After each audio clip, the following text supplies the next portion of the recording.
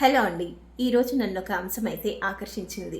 అదేంటంటే మనం ఆలయానికి వెళ్ళినప్పుడు బూడిద విభూది అవుతుంది, నీళ్లు తీర్థమవుతుందంట. నిమ్మకాయ మన ఇంటికి రక్షగా మనకు ధైర్యంగా మారుతుందంట. కొబ్బరికాయ ప్రసాదమవుతుంది, పొంగలి నైవేద్యమవుతుంది, బియ్యము మనల్ని ఆశీర్వదించేటటువంటి అక్షింతలుగా మారుతాయంట.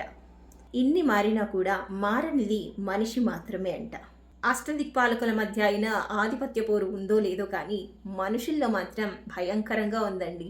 బికాజ్ ఆఫ్ స్వార్థం. నేను నాది నాకు అనేటటువంటి స్వార్థం మనలో ఉన్నంత వరకు మనిషిలో మార్పు అన్నది రాదండి.